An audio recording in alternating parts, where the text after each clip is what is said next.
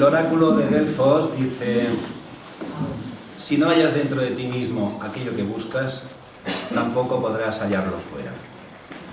Oh hombre, conócete a ti mismo y conocerás el universo y los dioses. Por lo que hemos visto hasta ahora de los ponentes que me han precedido, parece ser que el conocimiento de sí mismo es algo muy importante. Isaac nos habló de la máscara, Ángels nos dijo que en el tema del conocimiento de sí mismo,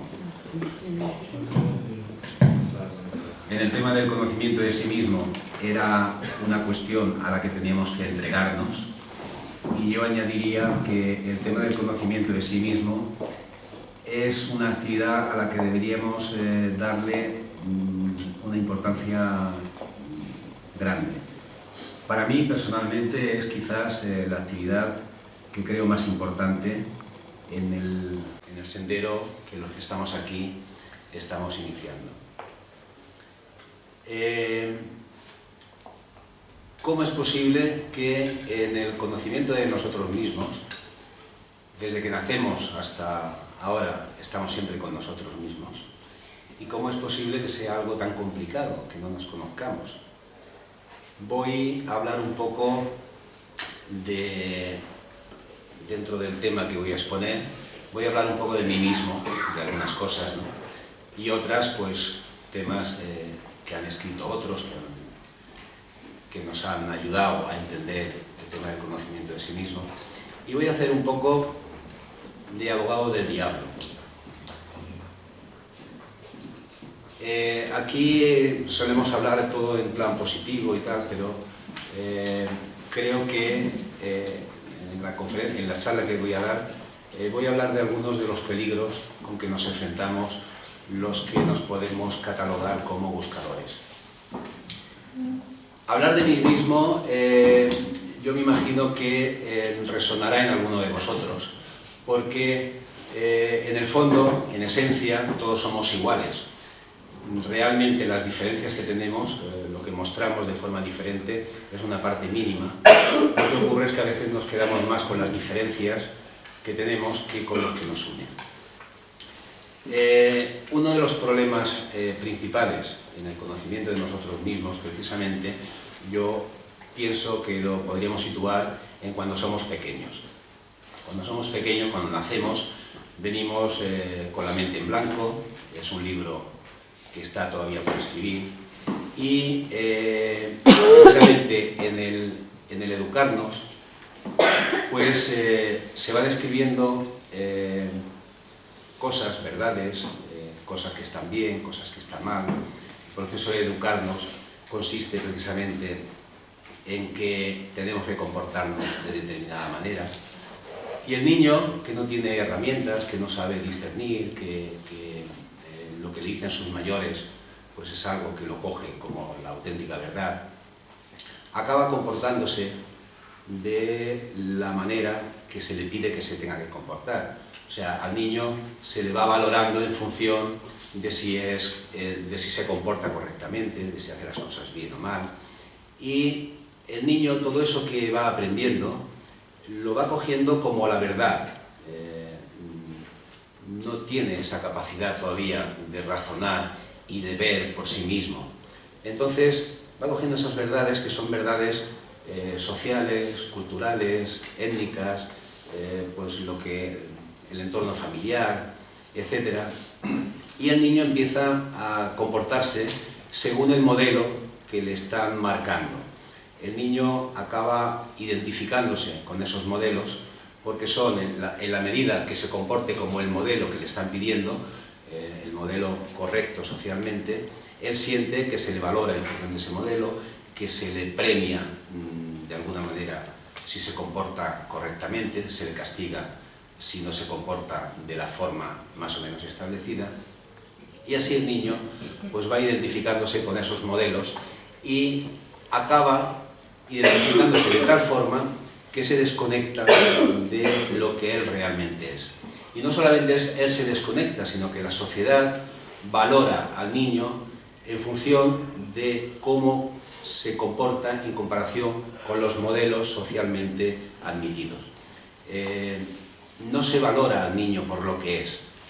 Y poco a poco el niño se va desconectando, nos vamos desconectando y, bueno, dejamos de ser niños, pero siguen habiendo otros modelos. El modelo de buen hijo, el modelo de buen padre, el modelo de trabajador, etc.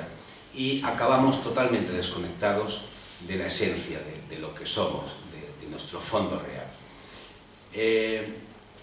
Así, las personas pueden llegar al final de su vida sin haber mostrado realmente lo que son. Pero todos tenemos un impulso, lo que somos realmente, lucha por manifestarse. Entonces hay fuerzas opuestas, una fuerza que intenta imitar modelos y otra fuerza que intenta expresar lo que realmente somos. Ocurre que esta tensión que hay entre lo que realmente somos y lo que manifestamos, esta tensión pues genera inquietud, genera una especie de vacío, etc. Y yo diría que todo el mundo, todas las personas, de alguna manera estamos buscando. Unos buscan conscientemente, otros buscan más o menos inconscientemente, unos buscan llenar ese vacío pues, con drogas, con sexo, con alcohol, yendo de fiesta, siempre escapando hacia afuera, y otros, pues en algún momento de nuestra vida iniciamos un proceso, podríamos llamarlo espiritual, aunque no necesariamente tiene que ser un proceso de búsqueda espiritual. Hay buscadores también que lo que intentan es conocerse a nivel psicológico, empiezan a hacer terapias o cursos de crecimiento personal, que a veces no tienen nada que ver con la espiritualidad. Pero bueno, vamos a hablar en concreto de nuestro grupo, que podíamos catalogarnos como buscadores espirituales. En este proceso de búsqueda se puede iniciar de muchas maneras, ¿no? Por la insatisfacción de lo que hemos sido hasta ahora, porque ha ocurrido algo dramático en nuestra vida que nos hace cuestionar muchas cosas. A veces incluso ocurre que hay personas que tienen un despertar abrupto, ¿no?, a un estado superior de conciencia. Sea como sea, se inicia una búsqueda y al principio de esta búsqueda nos encontramos un poco perdidos, no sabemos por dónde ir, pero hay un amplio mercado de lo que se llama la New Age, la nueva era, que enseguida vendrá al rescate, ¿no? Nada más que entremos en Internet y miremos, pongamos crecimiento personal, quién soy yo, cualquier historia de estas, enseguida nos aparecerán cosas.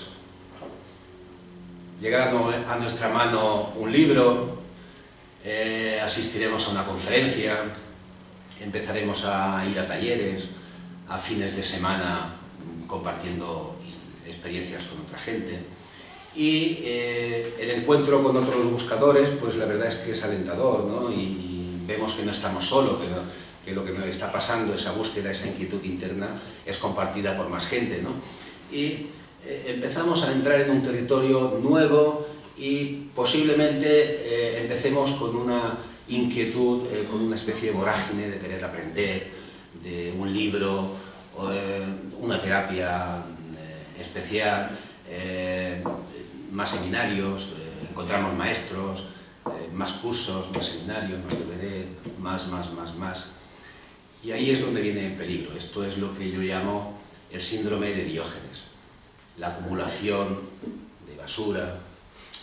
Entenderme que no estoy intentando catalogar el conocimiento como basura. Yo pienso que el conocimiento es interesante y es bueno y muchas veces empezamos a entender las cosas gracias a este conocimiento que vamos adquiriendo. Pero en este camino espiritual hay muchos peligros. No voy a entrar en todos los peligros porque hay algunos que son muy gordos, pero voy a entrar en los peligros más comunes que nos podemos encontrar, porque me imagino que estamos en una situación donde los peligros mayores, que son cuando parece ser que se entra en el sendero, en la iniciación, vienen los peligros reales, peligros gordos. Yo me voy a referir a un peligro más sencillo, pero es este síndrome de Diógenes, ¿no? Esta acumulación de conocimiento que hace que intentamos dejar unas máscaras, unos modelos aparte, y encontramos algo y dice, oh, qué bien, me siento con este nuevo vestido, ¿no? Nos ponemos la máscara del buscador espiritual. Y pues, nos hemos equivocado de pleno, ¿no? Ese es uno de los peligros, el revestirnos de esa nueva máscara de buscador espiritual. Porque el ego sabe que en ese camino él está en peligro.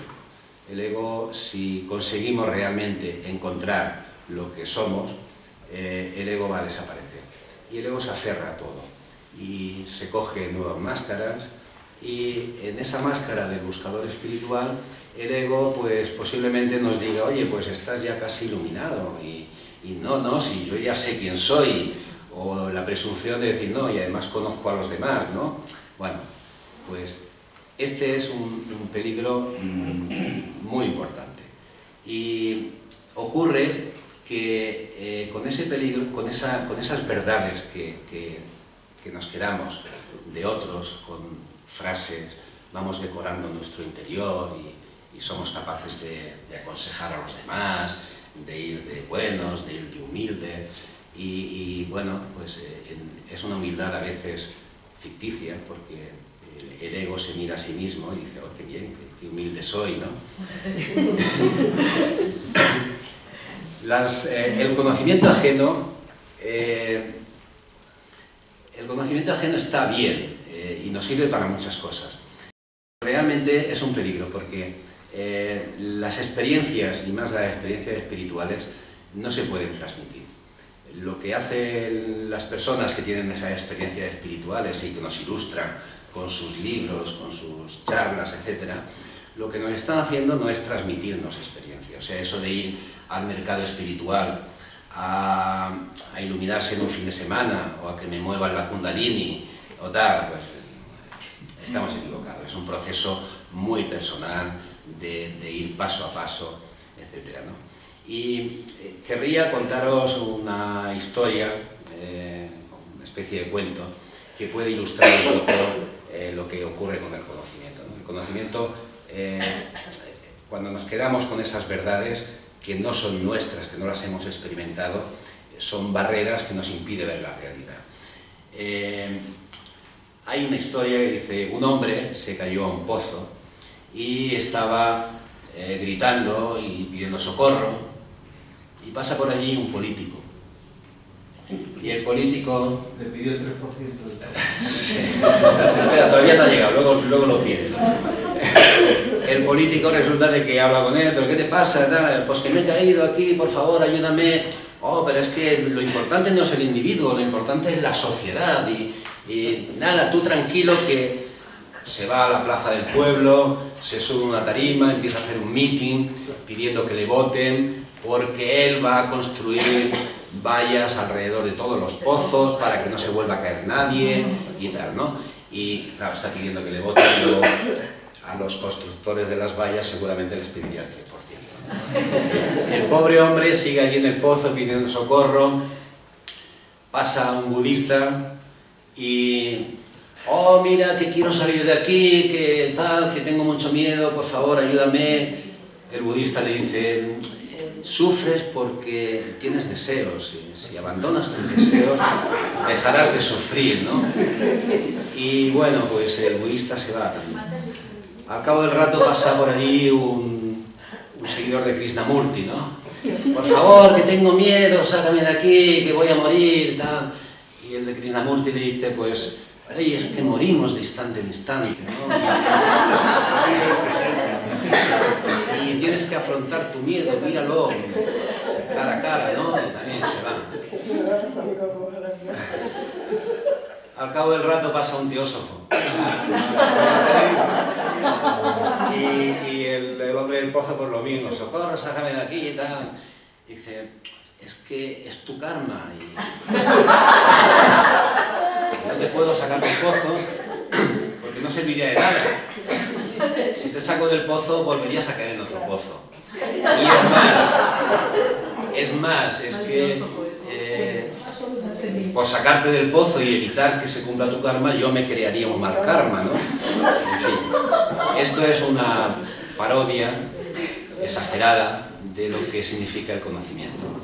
Y fuera de las parodias hay muchas realidades, muchas veces nos encontramos con situaciones concretas en que estas verdades que tenemos tan absolutas, ¿no? Pues nos hacen relacionarnos con la gente. Ya lo decía Krishnamurti, y lo decía precisamente refiriéndose a los teósofos, lamentablemente. Decía que teníamos mucho conocimiento teórico y que precisamente ese conocimiento nos había vuelto insensibles. Muchas veces yo he visto personalmente, ¿no?, personas que ante el sufrimiento ajeno, pues bueno, dicen unas palabras de consuelo, pero por dentro están pensando en su karma y, oye, pues ya está, ¿no? Sí, el karma existe, yo no lo voy a negar, el karma es una ley que funciona en el universo, pero fuera de lo que es el karma hay que olvidarse de estas verdades, ¿no? Hay que tratar en ese momento el problema que existe, ser compasivo, estar ahí, mirarlo, ¿no? Y olvidarse de estas verdades que tenemos, porque son verdades ajenas. En la medida que nosotros no lo experimentemos de verdad, no son verdades propias, ¿no? ¿Quién sacó del pozo a luego pasó un teósofo. el karma? No. Antes de que se construyeran los pozos, antes de que se vallaran, pasó otro teósofo, pero esta vez era un buen teósofo. Y nada más que gritarle, ni le preguntó ni nada, cogió una cuerda y lo sacó. ¿Lo arreglaste? Sí. Ahora se te ha quedado bien. ¿Lo arreglaste aquí? Nada, ha quedado. Se ha dejado el corazón.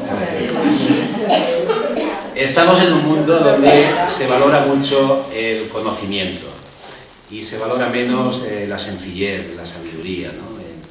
En un mundo donde vemos, por ejemplo, ya Platón avisaba, ¿no?, del peligro de los sofistas. Los sofistas eran personas, grandes oradores, que te podían argumentar haciendo malabarismos, te podían argumentar cualquier cosa, y sin embargo ellos mismos no practicaban lo que ellos decían, ¿no? El peligro de los sofistas y en contra de los filósofos o la gente que era realmente sabia. Y realmente, aunque Platón ya avisó, en nuestra sociedad precisamente quien ha triunfado son los sofistas, ¿no? Vemos que los políticos, ¿no?, todos, escuchas a uno de derechas y oye, qué bien que ha hablado, y oye, pues me siento identificado, y oyes al otro y lo mismo, y está diciendo justo lo contrario, y lo mismo, o sea, esa capacidad de argumentar, de hablar, que es lo que nosotros valoramos, y valoramos a las personas por esa capacidad, por esa inteligencia, entre comillas, pero no valoramos luego el comportamiento, lo que hace. Al final sí que acabamos viendo, en el caso de los políticos, acabamos viendo la contradicción entre lo que dicen y luego lo que hacen. Pero, curiosamente, en nuestra sociedad parece que el conocimiento, la acumulación de conocimiento es lo que más se valora, y no se valora tanto las actitudes, ¿no? Incluso yo diría que el ser bueno, que está poco valorado, se considera como un poco ser ingenuo, ser una persona con poco carácter, ¿no?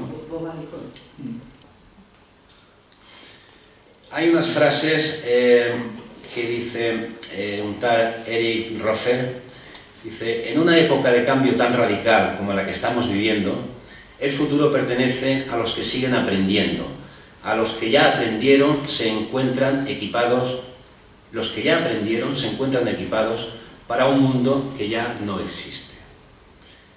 Paracelso decía: aquel que quiera estudiar el libro de la naturaleza deberá de caminar sus páginas con sus pies.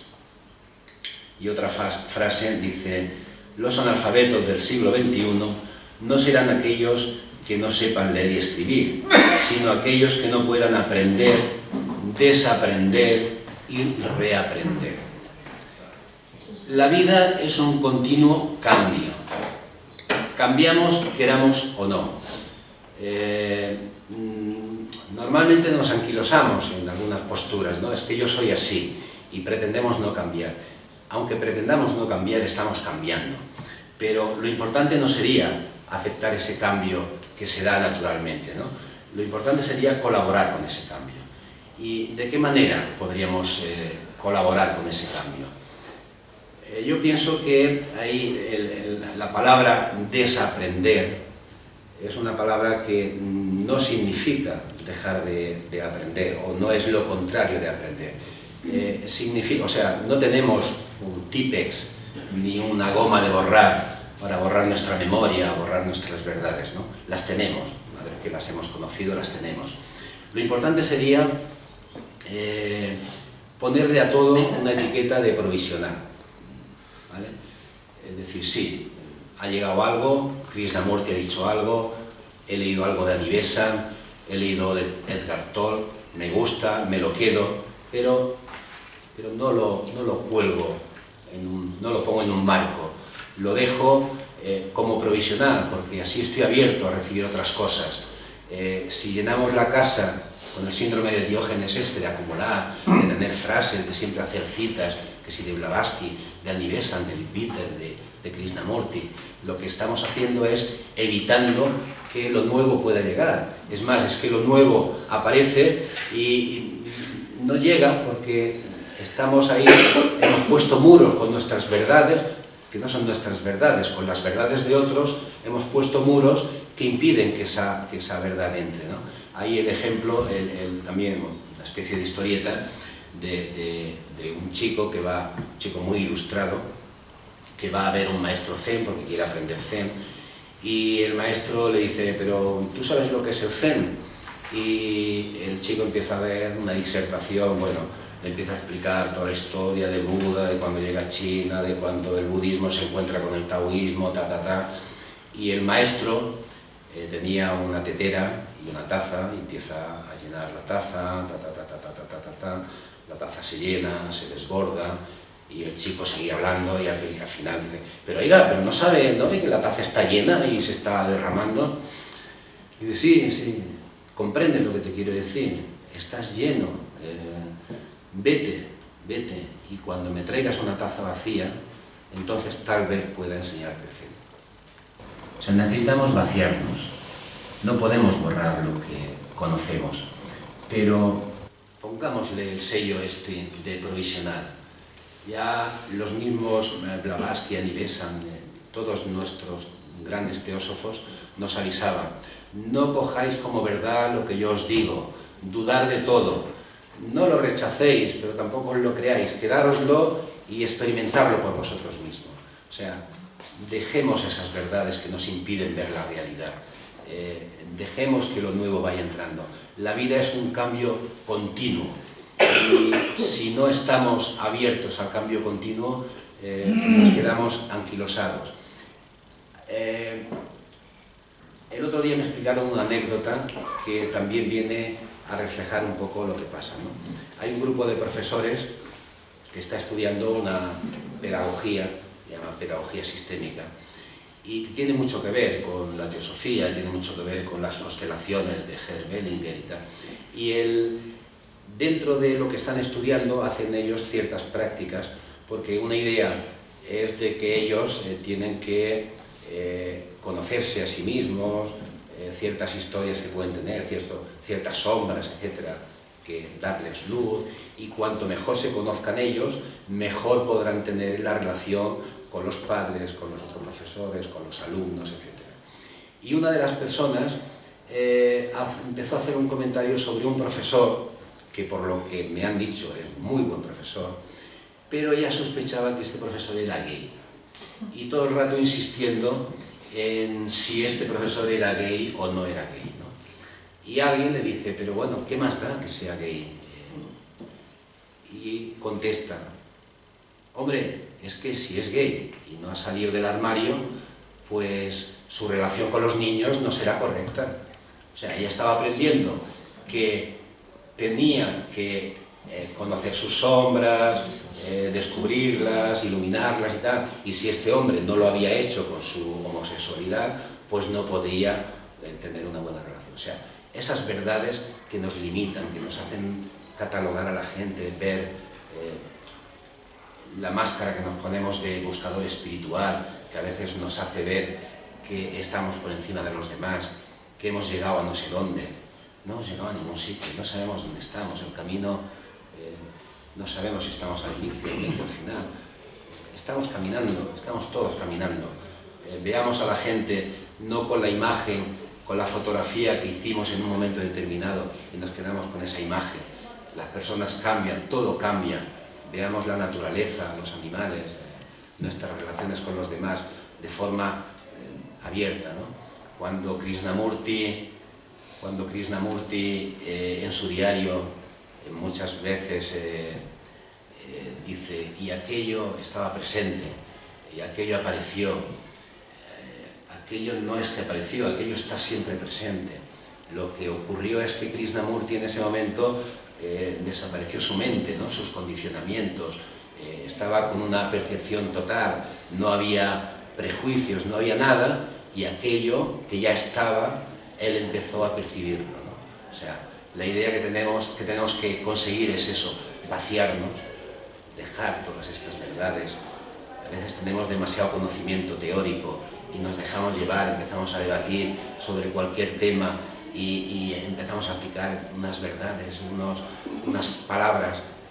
Hablemos de forma sencilla, ¿no? Este es el mensaje que yo venía a daros, ¿no? Ojo con los peligros de esta búsqueda que estamos haciendo, y hay peligros más gordos que yo os estoy hablando, pero el peligro de ponernos esa máscara de buscador espiritual, yo creo que deberíamos tenerlos todo en cuenta. Quiero acabar con un escrito que me pareció fascinante, me gustó mucho, que envió Miguel, de aquí de la Gran Esperia, Miguel Martínez de Paz, de una hermana teósofa. Seguramente lo habéis leído la mayoría de los que estáis aquí. Voy a hacer un pequeño resumen porque ya se me acaba el tiempo. Dice Daniel Augustin: al observar el estado del mundo en que vivimos, podemos preguntarnos si la acumulación de conocimientos no estorba el despertar de la sabiduría. Ha habido enorme progreso en los campos de la ciencia y del conocimiento humano en general, pero el mundo no ha mejorado. El sufrimiento y la miseria de la humanidad no han disminuido. Nunca nos hemos confrontado con tantas malas noticias. La inseguridad ha crecido, los conflictos van en aumento, el crimen crece incesantemente, incluso parece como si las sociedades más avanzadas causaran los más serios problemas. El escrito es un poco largo, pero como ya se me acaba el tiempo, voy a ir a un trozo donde habla de nosotros, de los teósofos. Dice: por las enseñanzas teosóficas sabemos lo que deberíamos hacer y sin embargo continuamos haciendo lo opuesto. Sabemos qué tipos de comportamientos deberíamos renunciar y qué cualidades desarrollar, pero continuamos viviendo como si no supiéramos todo esto. Nuestro conocimiento es teórico, una masa de información, de datos que hemos guardado en nuestra memoria, pero todo esto permanece en el nivel superficial del intelecto, fuera de nosotros, en cierto sentido como un vestido del que estamos orgullosos, pero que de ninguna manera altera nuestra naturaleza y por consiguiente nuestro comportamiento. Nuestro conocimiento es estéril. Deberíamos preguntarnos, ¿por qué estudiamos? Si nuestro motivo fuera correcto, no caeríamos en la trampa del conocimiento teórico. Aprender, dijo Lao Tse, consiste en acrecentar nuestro surtido de conocimientos cada día. Sin embargo, la práctica del Tao consiste en disminuirlo, desaprender. Tao significa oyer el sendero. Si no deseamos permanecer como meros teóricos teosóficos, bloqueados a la entrada del sendero, debemos estar deseosos de desaprender. Lo opuesto al conocimiento, referido al Zen, al Tao y otras tradiciones, no es la ignorancia, es ir más allá del conocimiento, es la ausencia de acumulación de conocimiento, de tal manera que cuando estudiamos con el objeto de producir transformación interna, debemos a la vez aprender a desaprender. Daros cuenta que la palabra desaprender se va repitiendo una y otra vez. Y no se trata de borrar, no podemos borrar. Sería un poco lo que estaba diciendo, poner el sello de provisional a todas esas verdades que nos van llegando de una manera o de otra. A ver si